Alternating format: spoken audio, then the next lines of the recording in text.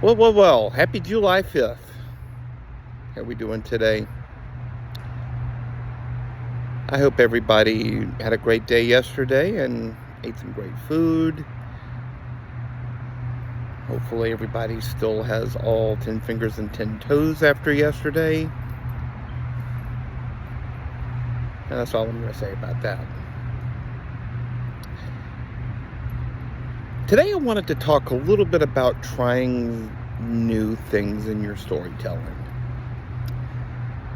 Now, if you don't know, and to be fair, if you don't know, then you haven't been following me that long. But if you don't know, I use a lot of metaphors from music in what I speak about.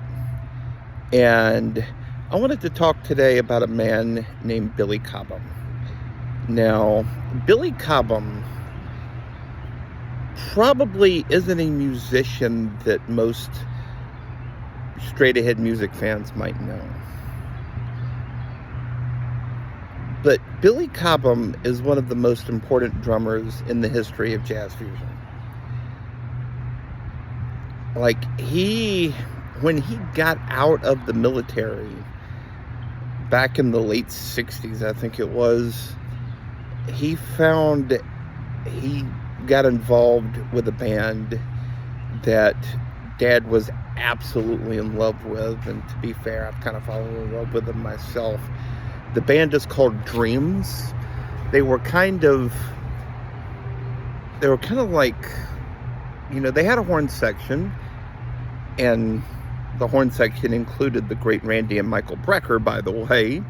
I think Michael joined that band when he was 17, maybe. But it was like Chicago Blood, Sweat, and Tears, but with a little bit more, psychedelic stuff. It's just phenomenal stuff. And I highly encourage y'all to check them out. They're on your streaming platforms, finally. But I remember seeing a video of Billy Cobham. He was probably well into his, maybe even pushing 70 by this point. Had nothing left to prove, right? But I think he was at a sound check. There's a video online of this. But I think he was at a sound check. And during the sound check, he was playing around with some ideas, and he picked up a second pair of sticks and was playing the drums with two sticks in each hand.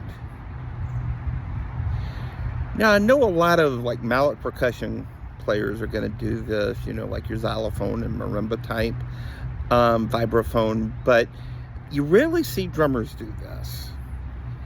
And that was really fascinating to watch, because here's a guy who has nothing left to prove,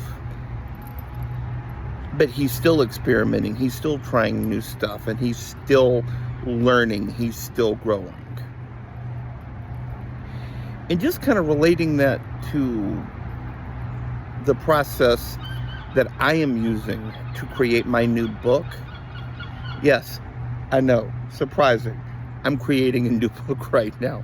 But the process that I'm using to create a new book, I'm not going to go into a ton of details on this, but most of all of my novels so far, I should say, have been from the first person. I always take the story from inside the character's head and kind of branch it out and create the world around it. In reality, I'm creating two different worlds, two different protagonists, and I'm writing from the third person for, I think, the very first time in my entire career. It's something that makes me nervous. It may be an experiment that fails spectacularly, but it may end up being one of the best things I've ever done.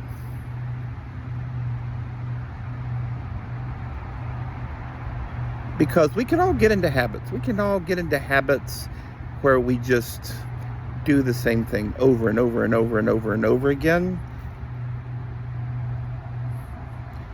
But we're never going to branch out. We're never going to try new things in our business, in our career, and most importantly, in our stories.